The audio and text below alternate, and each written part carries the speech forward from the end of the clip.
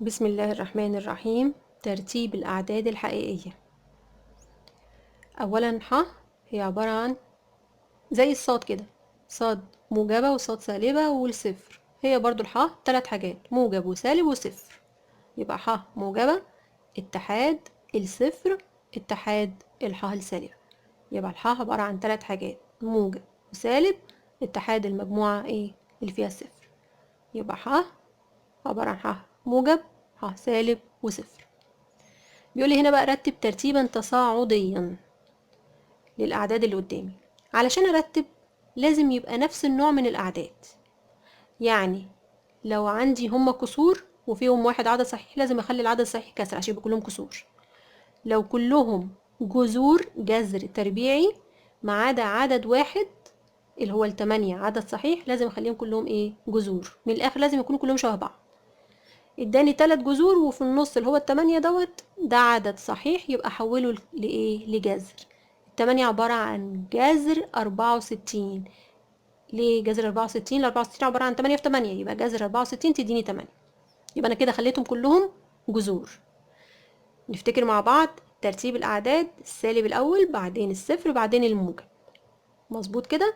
يبقى أصغر حاجة السالب، يبقى سالب جذر 50 هي الأول. ماشي، دي هتديني عدد سالب يعني. طب بعدين جذر 62 ولا جذر 64 ولا جذر 70؟ طبعا بالترتيب جذر 62 هو الأصغر، بعدين جذر 64، بعدين جذر 70. طبعا جذر 64 انا ما بكتبوش زي ما هو كده، جذر 64 بكتبه 8 زي ما هو كان مديولي في الأول، يبقى هكتبه 8 مش هكتبه جذر 64. وفي الآخر جذر 70. طبعا نحط علامة أكبر وأصغر ويساوي. اتفقنا السالب الأصغر، بعدين الصفر، بعدين الموجب بترتيب خط الأعداد كده، السالب في الشمال، بعد كده الصفر، بعد كده الموجب. طيب جذر 5 ولا 2؟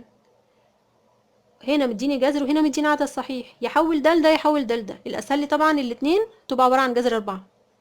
الأربعة عبارة عن 2 في 2، يبقى جذر 4 ب2. طب جذر 5 ولا جذر 4؟ طبعا جذر 5 هي الأكبر. طيب الجذر التكعيبي لسالب 24، ينفع جذر تكعيبي لسالب؟ ينفع. جذر التكعيبي لسالب 24 نعرف نجيبها، هتديني عدد مش صحيح فمش هينفع اقارن ما بينهم، فاعمل ايه؟ فخلي سالب 2 هي اللي حولها لجذر تكعيبي، يبقى خلي الاتنين جذر تكعيبي يعني. طيب يبقى كأن سالب 2 في سالب 2 في سالب 2 تديني سالب 8، يبقى الجذر التكعيبي لسالب 8. سالب 2 عبارة عن جذر التكعيبي لسالب 8. جبتها ازاي؟ ضربت السالب 2 في نفسها 3 مرات، يبقى هي جذر التكعيبي لسالب 8. طب سالب 24 ولا سالب 8؟ مين الأكبر؟ الطبيعي في الموجب ال 24 هي الأكبر من 8، في السالب يبقى سالب 8 هي الأكبر. يبقى جذر التكعيبي لسالب 24 أصغر من الجذر التكعيبي لسالب 8.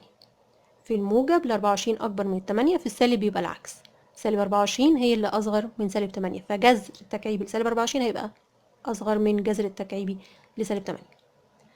مساحة مربع 5 سنتيمتر مربع. اوجد طول ضلعه.